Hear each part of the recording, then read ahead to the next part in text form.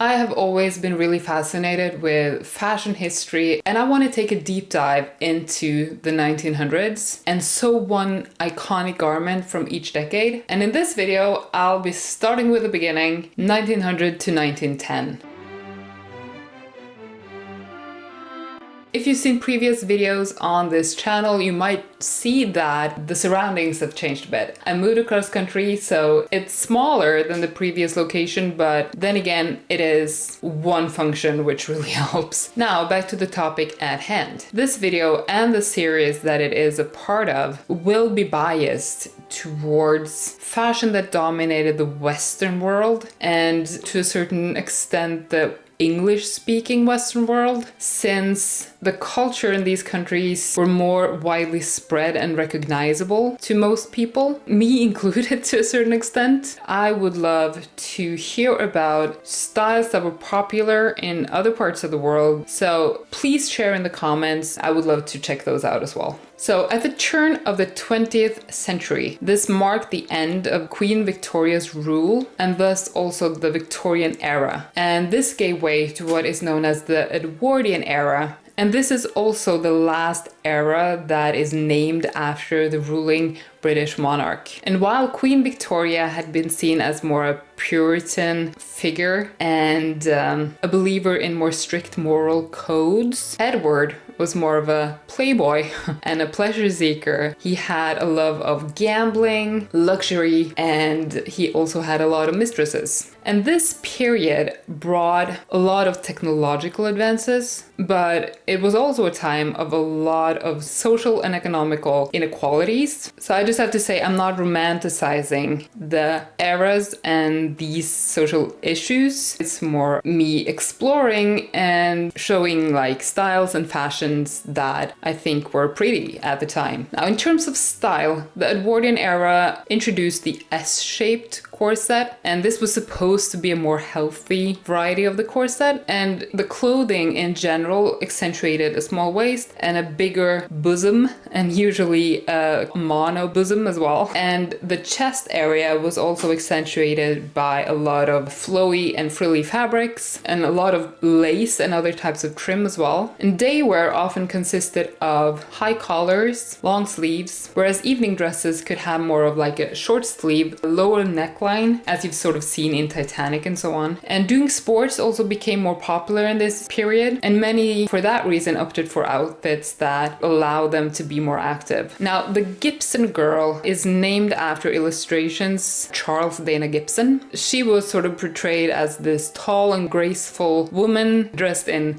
exquisite clothing. She was also often seen as kind of mischievous and a bit rebellious. And she was sort of portrayed as the ideal woman of the turn of the century. Clothing-wise, the Gibson Girl wore what is called a shirtwaist, which is basically a blouse that was meant to be worn with a skirt, reminiscent of what was called the peekaboo blouse, because of lace inserts that gave sort of like a peek and was kind of scandalous at the time. A 1906 newspaper article from the Express and Telegraph shows how outrageous these were considered by some at the time. In one case, the waist led to a violent altercation between persons of good social position. Mrs. Lineck was wearing a peekaboo waist of an unusually provocative design. The demon of perversity was aroused in Mr. Bruce by the sight of this garment just under his nose, and he proceeded to tickle her. She angrily denounced the offender and grappled with him. It is considered by many the peekaboo waist should be regarded as a justification of this offense, or at least greatly extenuating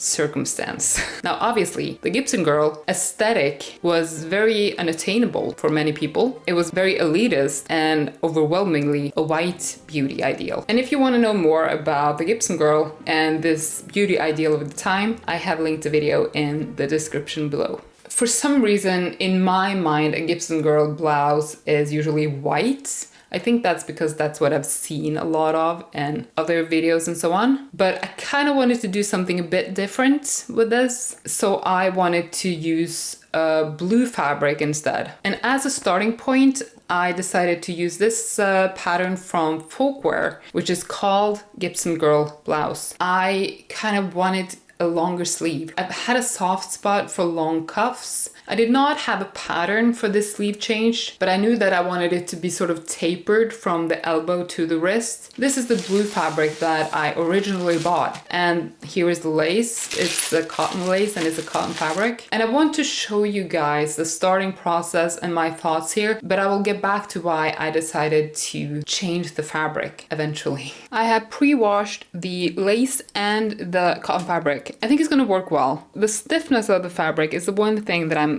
kind of unsure about. I'm gonna start making the fabric for the yoke. So for that I need to make pintucks and lace inserts. I am a bit unsure about the colors in terms of this being very light compared to this. I wasn't aware that it would be this light blue. I still have faith that it's gonna look good, so I'm just gonna trust that it will. Here's a square that I've just prepped for the yoke. So I've just drawn in the pintucks and I'm gonna have lace inserts between these. And after I've just sort of prepped that material, I'm gonna cut the yoke. I think I'm gonna do as I've done here, which is to basically just baste the pintucks. And I think I'm gonna do that for all of them, even though it's very time consuming, just because I don't want it to get like crooked at some point.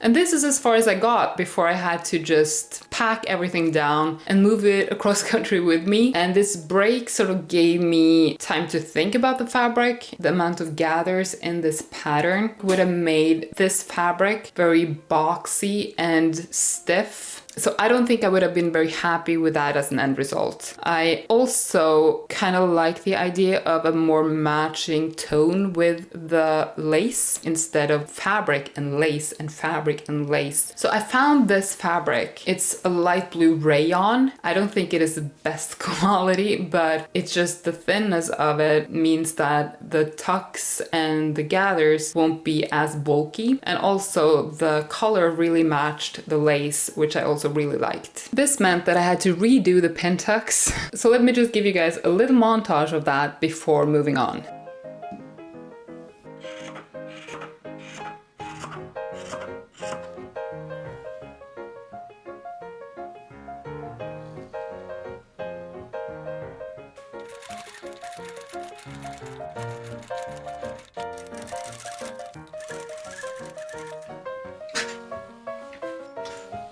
After finishing the pintucks, I went on to do the lace inserts and I basted those on as well to just make sure that they were evenly placed. Afterwards, I sewed the lace onto the fabric.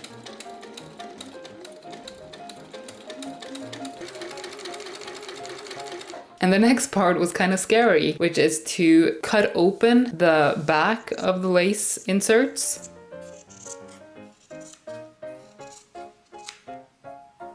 And then pressing those seam allowances to the side. I'm quite happy I changed the fabric. This is a bit more cohesive, it's a bit more delicate, and the fabric also is a bit more flowy, so it won't be as stiff. This took ages. I spent literally days just making the pintucks. At this point, I'm just gonna sew top stitches on the lace inserts before trimming away the excess fabric on the sides of the lace inserts. And after that, I'm gonna start cutting everything else.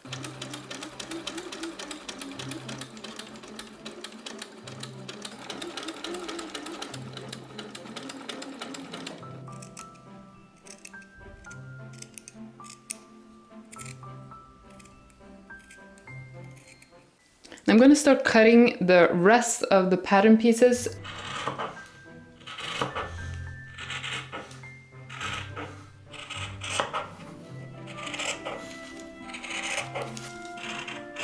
After cutting the rest of the pattern pieces, I moved on to cutting the yoke from the fabric I had created. And I ended up stitching around the whole front yoke just to make sure that none of the seams unraveled.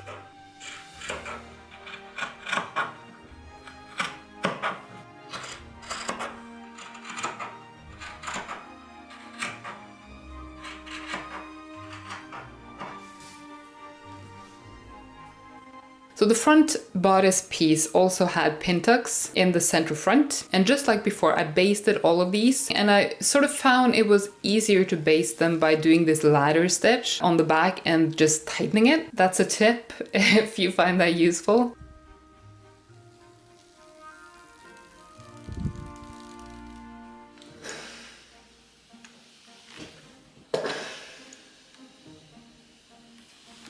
And I also basted the lace inserts in the front to make sure they stayed in place, especially in the corners. And then I inserted them the same way as previously by sewing, cutting, pressing, sewing again, and then trimming off the excess fabric.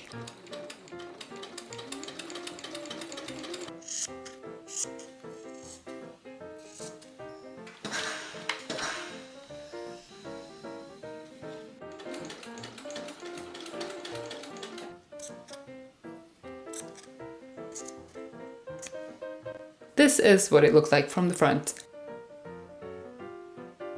and from the back. And the lace inserts and pintucks are what make up the bulk of making this blouse. And I went on to sew lace inserts on the side panels and back panels and on the sleeves as well. So here are the main pattern pieces. We have the yoke, the bodice front, the side panels,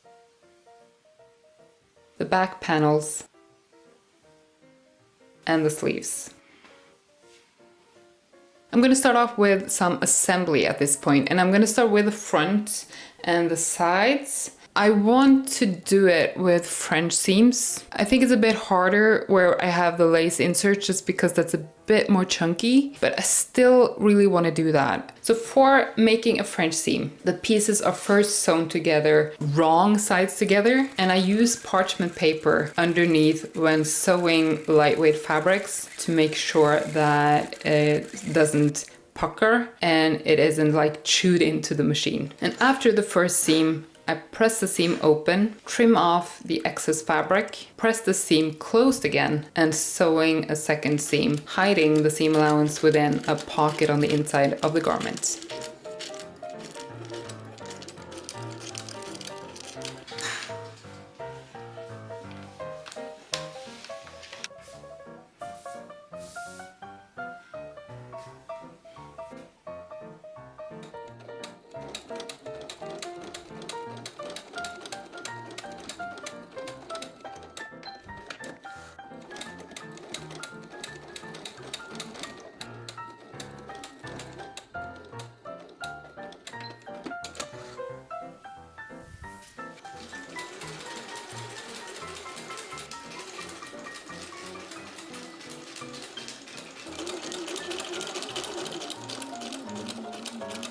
And here's the whole main front of the fabric. So this consists of the front, the side panels, and the back panels. Here I'm just showing you guys the notches or the markings for where to gather the back of the bodice and the front of the bodice before sewing on the yoke. I did make a change. I looked at the video from Kat's Costumery where she uses the same pattern. She does the same kind of fabric on the back yoke as the front yoke. I don't think it says to do that in the pattern, but I think it looked better. So I wanted to do the same thing. So basically I've just altered the back yoke panels, adding pintucks and doing lace inserts. I started off by gathering the upper edge of the back before sewing the back yoke on.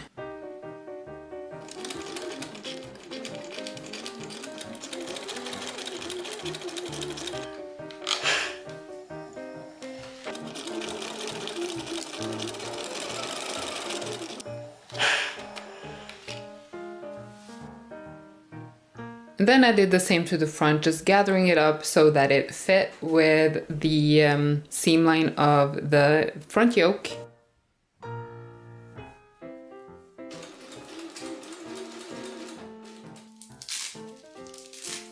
So the pintucks and the lace did contribute to a bit more bulk in the French seam, but not in a way that was problematic. So overall, I feel like it worked fine. Just in advance of really deciding what to do with buttons and closures in the back and on the cuff, I just made these rouleau straps just to kind of have them on hand, because I suspected I would want those for the cuffs especially. I made these from the main fabric, and then I just cut them in 5 centimeter long strips.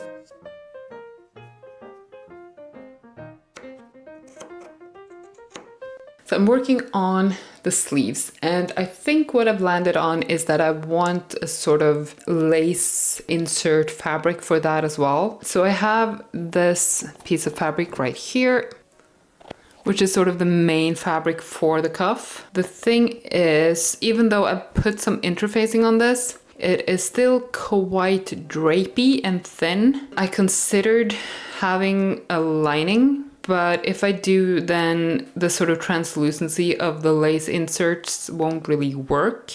I don't have a stronger interfacing. I could of course wait for that, but I'm not patient enough. So what I've landed on doing is to use beige coutil. So this is fairly similar to my skin color. And this is really stiff. I don't want it at the front of the cuff, so I'm gonna fold it in a bit at the top. So the next part will be for me to just sew on the lace to the cuff fabric. I'm gonna prep the coutil by turning in the upper and lower edges. In between the outer fabric and the coutil lining, I'll put in these, and then I'll sew it to the sleeve. After the sleeves are prepped, I'm gonna sew those in.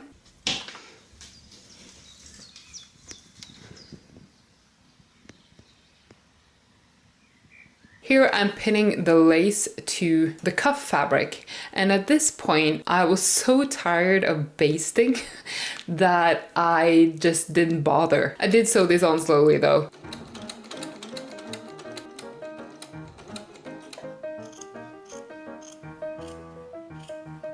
I also cut into the seam allowance from the lace inserts before pressing it and before sewing the second seam so that it would curve properly.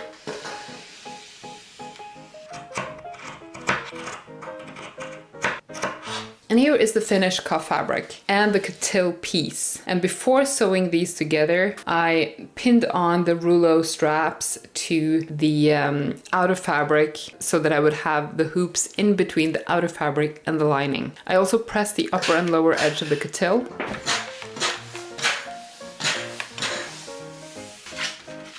Before sewing the two pieces together on the sides.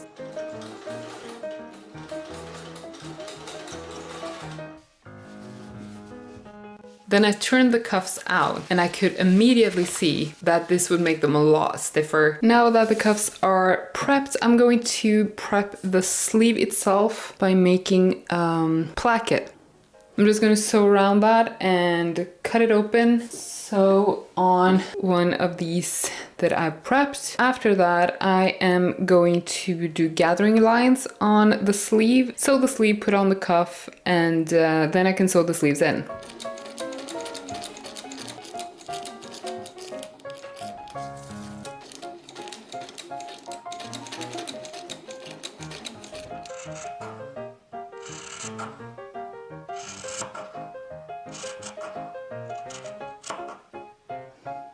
And again, basting is my friend. So I basted the lap onto the placket opening before sewing it on.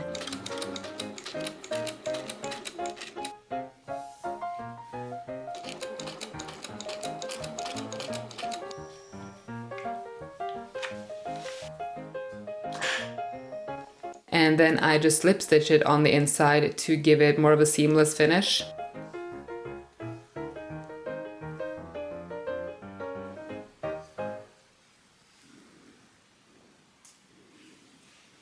Here it is all finished, and I could move on to sewing the inner seam of the sleeve before sewing the sleeve to the cuff.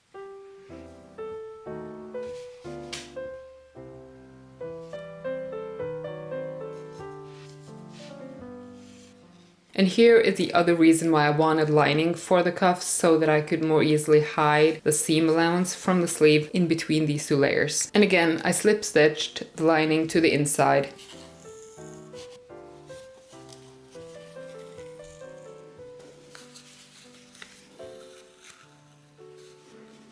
And these are the buttons I decided to use for this project. They are a bit more dainty than I would usually go for, but I felt like it suited the overall look of this blouse.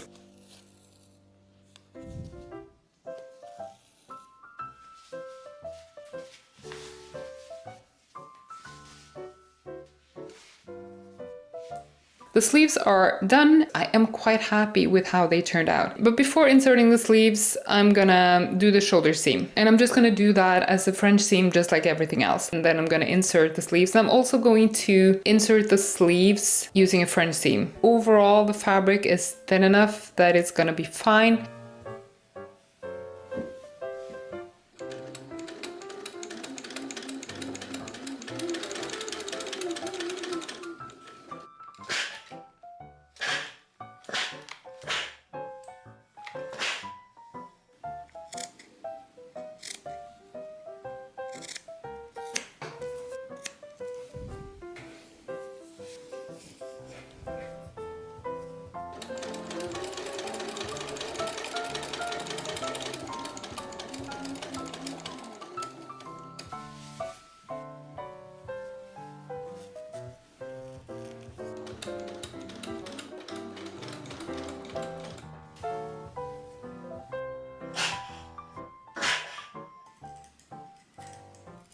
And overall, sewing in the sleeves with the French seam did work. It was a bit more chunky where the seams met. I do think the end result really worked out though. After finishing the sleeves, I went on to tackle the back edge. I did not have a particular plan for the back closure at this point, so I just folded in the back edge and just sewed it in place, hoping that I would kind of figure that out.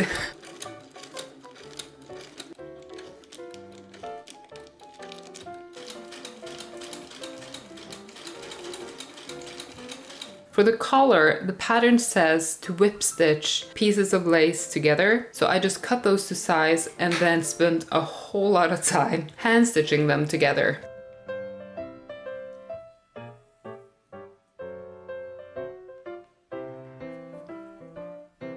Here are the two pieces of lace for the collar, and according to the pattern, you are supposed to take another piece of lace, gather it up and have it as a sort of ruffle at the top. I've done some gathers on a piece of lace and I don't know.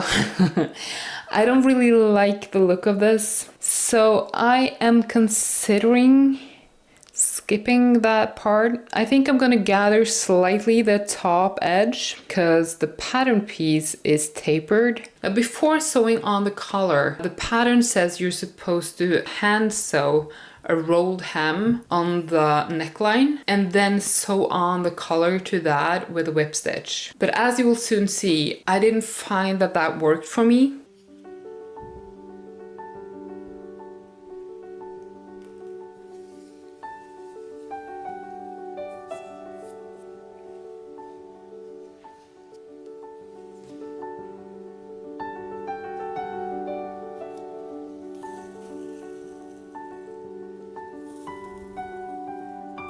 This may be due to my lack of experience with doing a rolled hem by hand, but I don't really like the finish. It's said to finish off the edges of the collar first and then just kind of whip stitch it to this rolled hem. I don't like the edge. I think it kind of looks a bit unfinished or not intentional. So what I'm considering is doing it like I did the lace inserts, where I just sew it to the neckline, fold over the neckline, sew again, and then trim off the excess. And then afterwards, I want to fold in the sides of the collar over that edge. Hopefully that's gonna work. It's already whip stitched to the front, and I'm gonna try to leave that as a sort of basting stitch.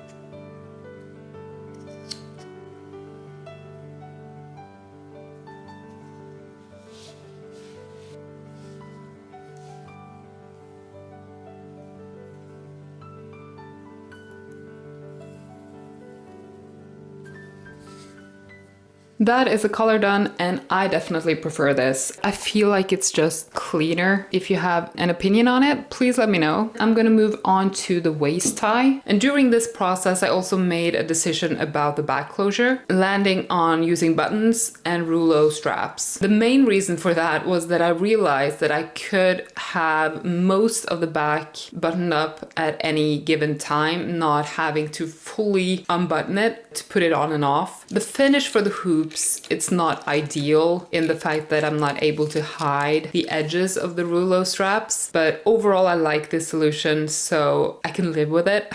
For the waist tie, I just used the main fabric, cut strips of it, and folded it in to hide the raw edges, top stitch it closed,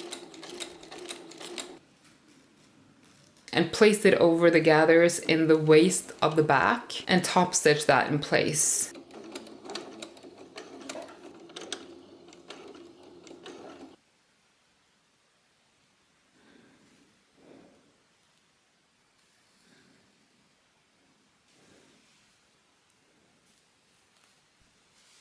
After sewing on all the buttons, I moved on to the hem. I used this interfacing tape to stabilize the lower edge, make it a bit easier to fold it in and sew it in place, and then I just top stitch it. So it's a very simple double hem. And that was the final step of sewing this blouse. So I just want to show you guys the finished result. So here's a montage of me going full Edwardian Gibson Girl. So enjoy.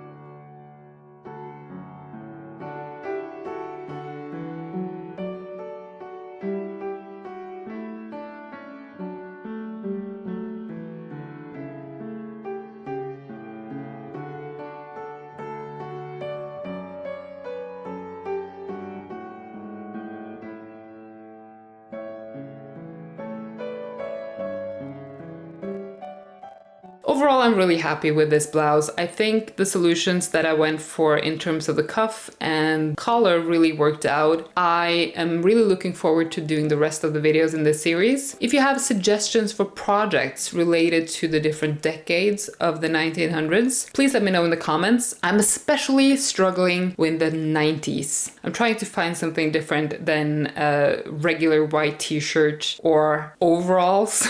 I could do overalls, maybe. We'll see. If you like this video and you want to support the channel, leaving a like really helps, and a comment as well. And I hope to see you in the next video. Bye for now.